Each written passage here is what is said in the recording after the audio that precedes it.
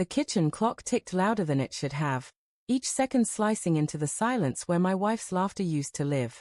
I stood frozen, clutching her phone, the screen glowing with words that carved a hole in my chest. He makes me feel alive. My hands shook as I read the message again, hoping it was a mistake, a dream, anything but the truth. But there it was, undeniable, sent to a number I didn't recognize.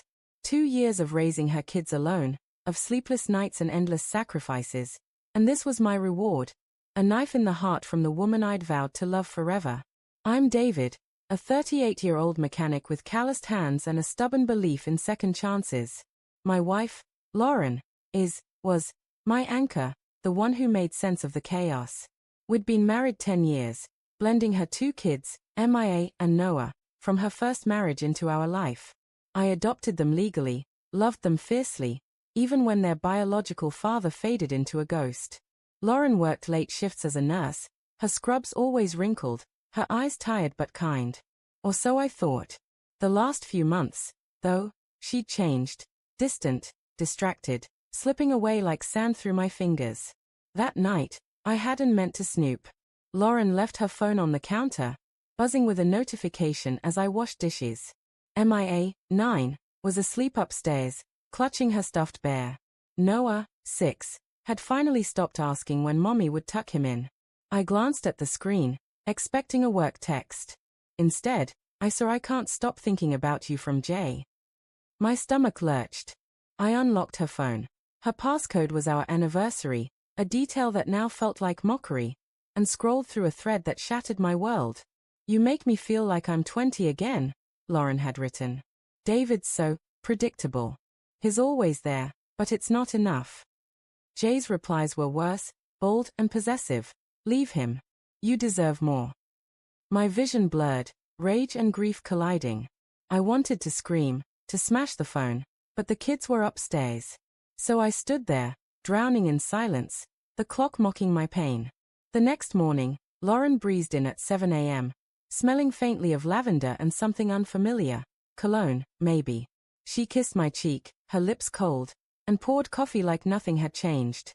"Rough night?" she asked, glancing at the bags under my eyes. "Something like that," I muttered, my voice tight. I watched her move, searching for cracks in her facade. Was her smile forced? Did her hands tremble?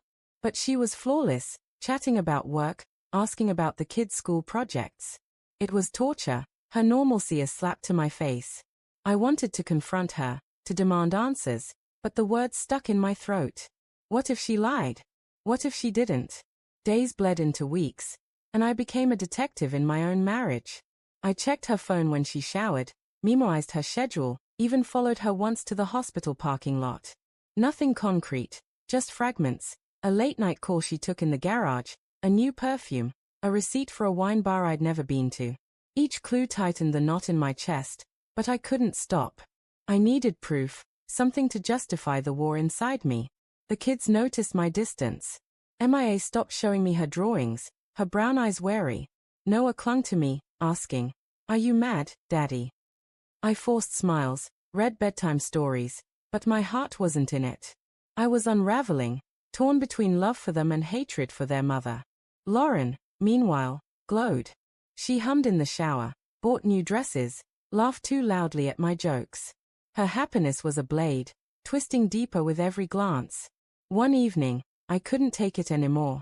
The kids were at a sleepover, and Lauren was late, again. I sat in the dark living room, her phone in my hand, a new message from Jay. "Meet me at the lake house. 8 p.m. My pulse roared. I knew the place, a co-worker's cabin, an hour away. I grabbed my keys, heart pounding, unsure if I wanted to catch her or pray she wouldn't be there. The drive was a blur, rain smearing the windshield, my thoughts a tangle of fear and fury. What would I say? Would I beg her to stay? Punch him? Or just walk away? I parked a quarter-mile from the cabin, trudging through mud, the lake's chill biting my skin. Light spilled from the windows, and I crouched behind a pine, feeling like a stranger in my own life. Through the glass, I saw them. Lauren, her hair loose, laughing as she poured wine. Him, tall, lean, maybe 40, with a smug grin. They sat close, her hand on his arm, There is a punch to my gut. I waited, breath ragged, for something to break me fully. It came when she leaned in, kissing him, slow and deliberate, like she hadn't kissed me in years. I don't remember walking back to the car. I drove home, numb, the image seared into my brain. At 2 a.m., Lauren slipped into bed, whispering, "Sorry, work was crazy." I lay still, her liar weight on my chest. The next morning, I called in sick, dropped the kids at school, and waited for her to wake. She found me in the kitchen, coffee untouched. "You okay?" she asked, frowning. "Who's Jay?"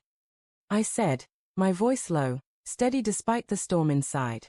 Her face paled, just for a second, before she laughed. "What? Jay? Probably someone from work. Why?"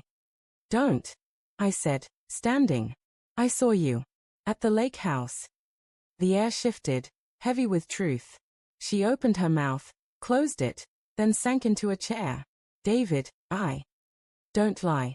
I snapped, louder than I meant. "You said he makes you feel alive. What am I, Lauren? Dead? I raised your kids, paid the bills, held you when you cried. And you..." My voice broke, tears burning. She looked down, twisting her wedding ring. "I didn't mean for it to happen," she whispered. "Jason, he's a doctor at the hospital. It started as nothing, just talking. But he listens, David. He sees me. And I don't." I shouted, slamming my hand on the counter. "I'm here every day, Lauren. Every damn day." "You're here, but you're not here," she said, tears spilling. "You're so focused on the kids, the house, work. I feel invisible. Jason makes me feel like I matter." Her words stung, a mix of guilt and rage. Had I failed her? Or was this her excuse? "So you cheat?" I asked, quieter now. "You break us instead of talking to me." "I tried," she said, voice shaking. "But you never heard me." Silence fell, thick and suffocating. I wanted to hate her, but love lingered, stubborn and cruel. "What now?" I asked finally. "I don't know," she admitted. "I love you, David, but I love him too. I'm so sorry." Her apology was hollow, a band-aid on a gaping wound. I walked out, needing air, needing anything but her face. The days that followed were a haze. We coexisted, polite strangers in a house full of memories. I slept on the couch, her footsteps above me a reminder of what I'd lost. The kids sensed it, their questions sharper, their hugs tighter. I met with a lawyer, a quiet woman who nodded as I poured out my story. "You adopted the kids," she said. "You have rights." But the thought of fighting Lauren, of dragging MIA and Noah through court, made me sick. I didn't want revenge, I wanted peace. One night, Lauren sat me down. "I'm moving out," she said, eyes red. "Jason has an apartment. I need to figure this out." "And the kids?" I asked, my throat tight. "They stay with you," she said. "You're their dad. Always have been." Her words were a gift and a curse. I'd keep my kids, but lose her completely.